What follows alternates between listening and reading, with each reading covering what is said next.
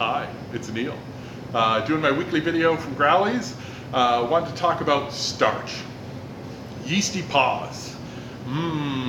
Sticky paws. They're terrible.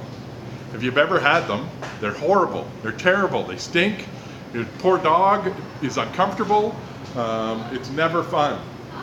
And so, so if you have yeasty paws and you're on a dry food diet, you're feeding your pet a starch-based diet.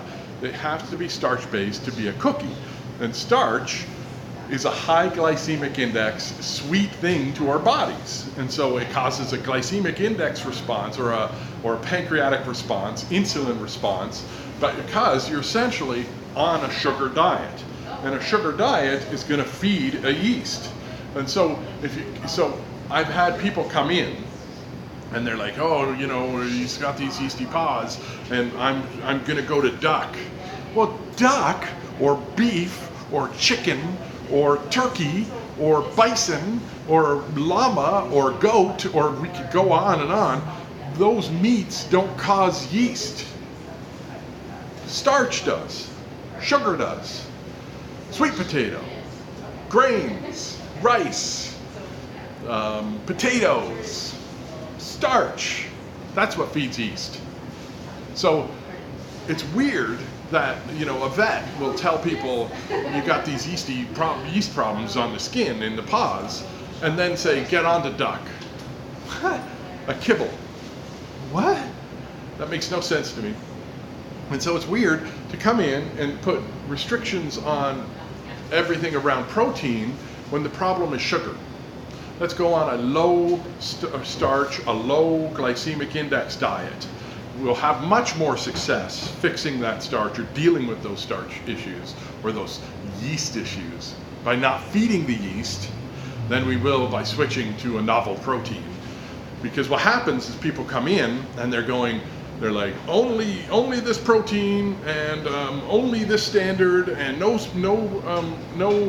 starchy vegetables. But I'm like, but it's weird to me that you're not allowed to have a potato or sweet potato or yam or carrot or apple in your diet.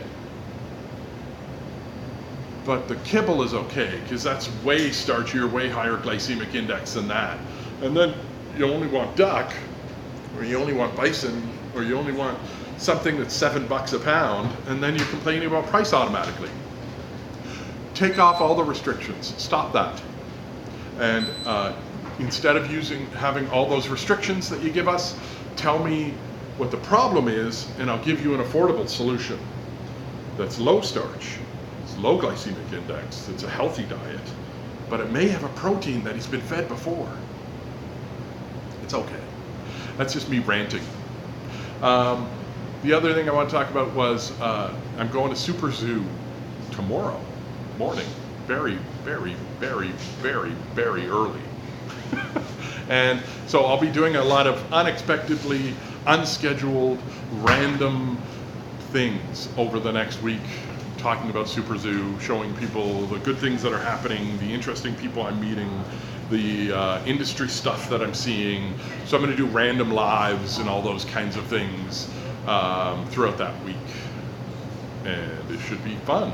It should be interesting, and I will be tired. I'm looking forward to it. I'm looking forward to sharing that experience with you, and I'm looking forward to some of the things that will come out of the meetings that I make there, both in the opportunity to learn as well as the opportunity to convey the message of Growlies in making fresh foods easier for all of our pets to do. I wish you all the best, and thanks for watching. I'll finish off today, of course, in the way that I normally do, reminding people that we have more parking around back. Did you know we deliver? We'll bring it to your door. And follow us on Facebook, like us on Instagram. We're also on LinkedIn and YouTube. Check us out. Help us share our message. Fresh foods are easier than you think they are. Cheers.